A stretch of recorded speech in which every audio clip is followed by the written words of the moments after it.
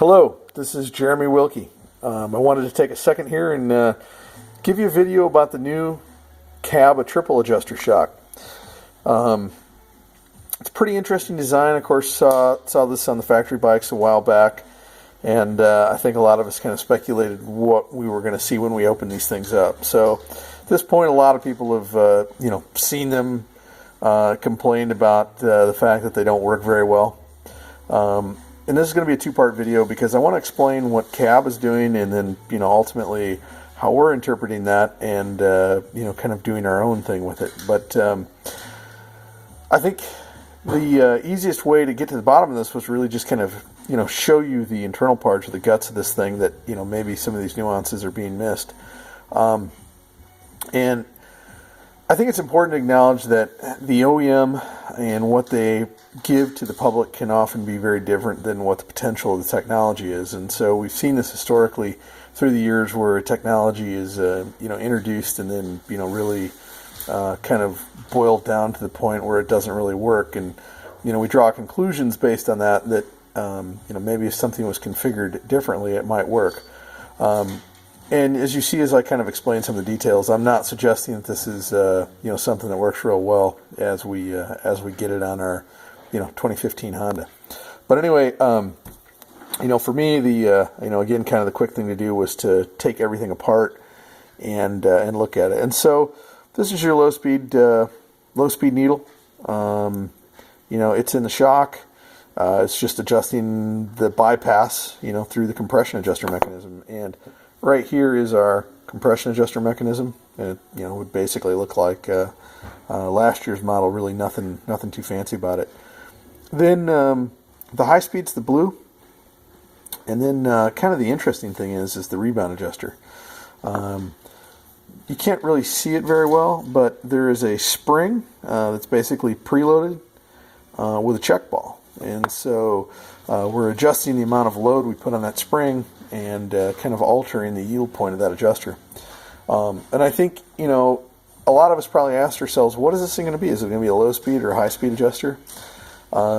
Initially my thoughts it would be some kind of high speed adjuster, and while it's incredibly hard to actually detect what's going on, I think it's probably ultimately a very low speed compression adjuster that's been configured in a way where it's adjusting the larger pressures, so it's going to blow off basically at a relatively high pressure inside of its functional range. So it's kind of like a high speed of a super low speed adjustment. You're going to have to think about that for a while. But anyway, the one thing that I think is really weird, just kind of the obvious thing to point out, is the architecture of the compression adjuster valve itself really hasn't changed with this new adjuster. And you'll see that the check valve still operates there. And so the order of operations of this thing is going to be it's going to go through the check valve. That's a pretty huge area. I find it really hard to believe that adjuster can actually effectively regulate anything, given the amount of area we're going to produce on that when that thing opens up. And I think that's one of the reasons why people are finding that it's minimally effective, if at all. I think probably the biggest mystery for me is the high speed adjuster. We're not altering a gate. We're not altering really a pressure, but we're altering potentially an exit area. And again, that's really problematic because if it is going to do anything, it's going to be at the far extremes, at the thresholds, basically, of the operational parameters of this thing, which means, super high-speed compression adjustment, going velocity squared, that's a really, really strange thing. So I'd be more surprised if riders out there can't really tell the difference on the high-speed adjuster than they can on the rebound. And then, of course, again, the low speed's just a traditional bypass. Key points: no gate valve, no adjustment of preload. It's a traditional stack with a bleed bypass, a potential area altering of the exit for the high-speed compression, and then a preloaded gate for the rebound. So that's pretty much it.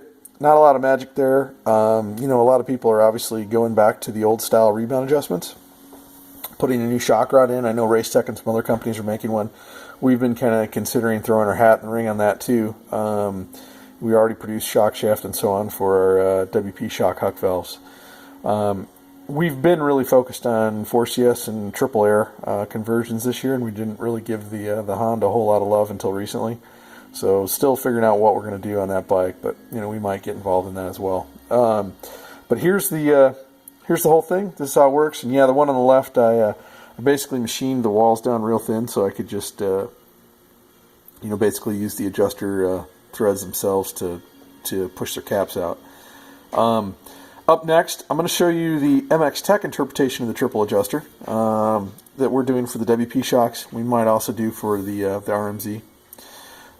So I hope this has been beneficial. Thanks a lot for watching.